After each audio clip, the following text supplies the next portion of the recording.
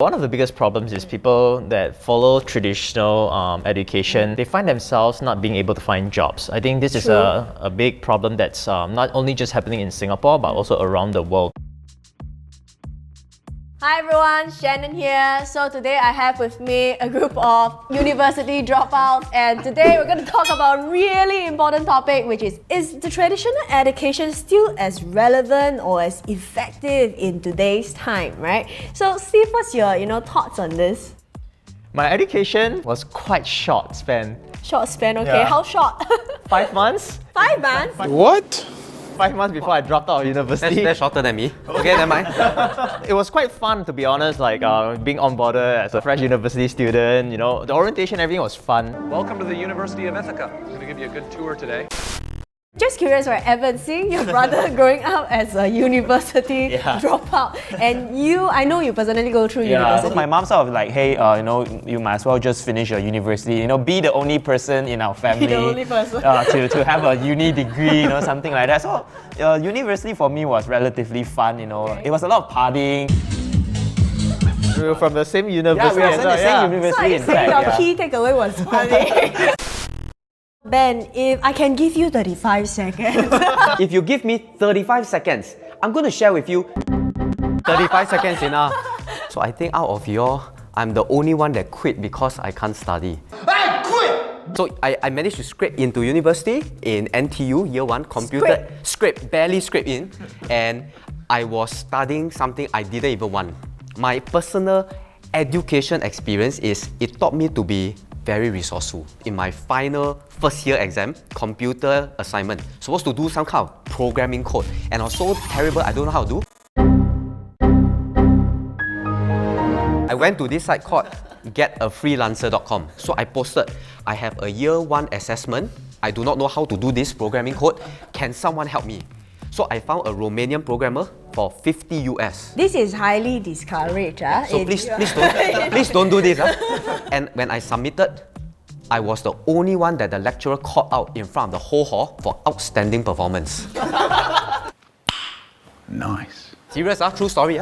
But after that, another lecturer called me privately to his office, and then he went through the code with me. He said, hey Ben, your code is very advanced. Can you teach me how do you do a year 4 level programming code that is not taught yet? He told me that if you can't explain it, it means you are cheating. They ask you how you are, you just have to say that you're fine when you're not really fine. So in a sense, he told me you got 2 choices. Choice 1, you retake year 1, or choice 2, you drop out of school. So I chose the easier route. I dropped out of school. Bye, have a great time. So what do you want to be? So when I want to be a fighter. I want to be a dog. So what do you want to be when you were young? So honestly, I'm the same with Ben. I couldn't make it in school, okay? I couldn't make it in school, and that was the reason why I say that, you know what, let me focus on an alternative solution, education or business. So I actually started business, at a very young age, about 16, 17. I remember that, I was in school, tapping the lectures, delegation at the finals, right? We get our classmates saying that, you know what, can you help me with this? And, I'm gonna give you some incentives in terms of money. Oh. Ben, did education work out well for you? Traditional education, definitely no. I think it sets a foundation for me. So I would say kind of like communication, friendship and whatnot. I think that was a good foundation. But in terms of business and practicality, I think not really. So no. Answer is no or yes? No. So two no's.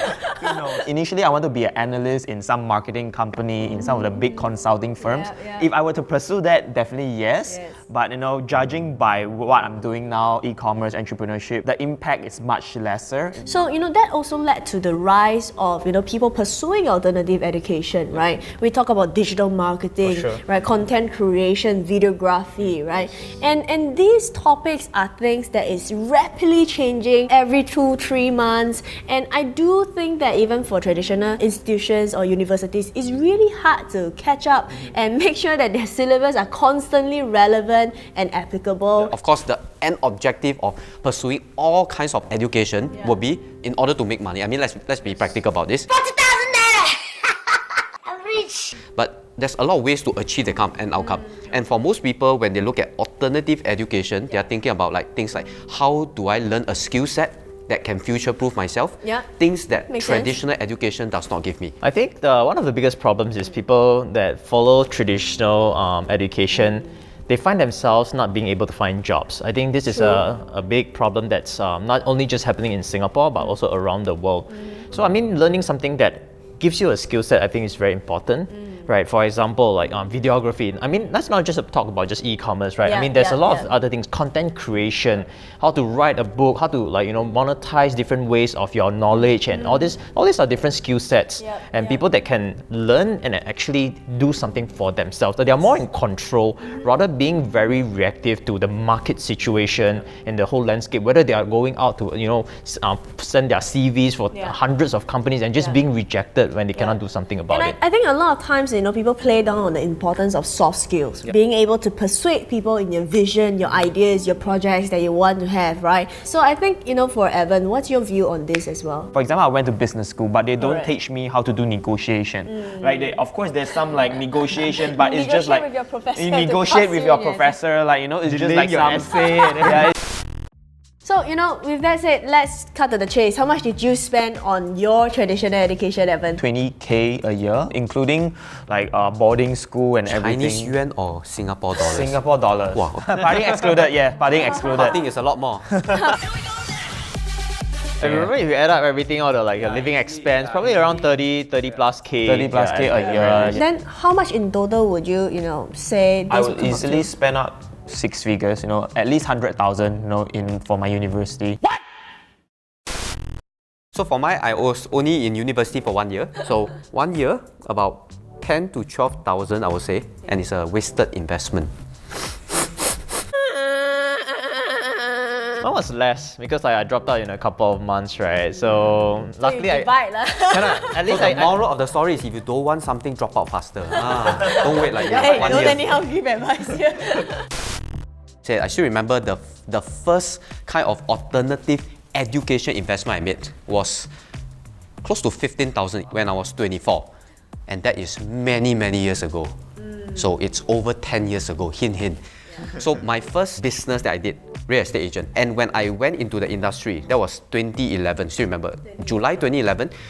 The next month, I realized that in order to cut it in the real estate industry, I need to learn sales. I need to learn communication. And this is something that school didn't teach me how. So I went to find the best mentor I could find. He taught me how to sell, he taught me how to present, and that was a fantastic investment. And I guess that was also the main reason why a lot of people are pursuing alternative education for themselves to potentially find a shortcut or to be able to pivot in terms of their career, right? So the thing is that even though we are supportive of alternative education, but we cannot ignore the fact that there is also a group of people, right, who are very skeptical about alternative education, right? And I don't blame them because there's also quite a bit of bad eggs in Why the you market. look at me? Am I a bad egg? But I know what you mean because not all the alternative education that I went for were really legit. Some of them teach for the sake of teaching. Some of them really do out of money. Why you always lying? Oh my God. So what is one advice for people that you would give, to choose the right kind of alternative education for themselves? So if you give me 35 seconds, I will share with you 3 tips. No.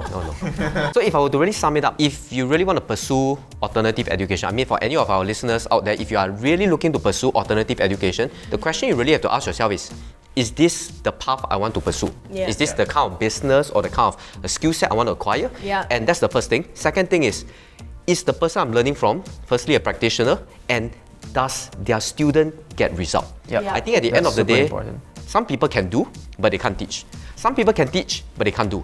And there's a rare breed of people who happen to be able to do and yet can teach and help people to get results. And if you can find someone like that, I feel that will be a worthy investment, someone worth learning from. So, I guess in conclusion, one of the most important things that we need to take note of is to be really clear on what you want at the end of the day, right? Whether it's a traditional education or alternative education, right? If traditional education offers you the ability to become, let's say, a lawyer, a doctor, an engineer, right? And that's perfect, right? Or we have people pursuing alternative education to learn extra skill set to future-proof themselves in this digital age, right? And that also makes sense as well, right? So I think in conclusion, please remember, you got to know why you're doing this for. If you were to go into any education, what is the outcome that you want to create for yourself, right? So with that said, we will conclude this episode. And we'll see you in 35 seconds.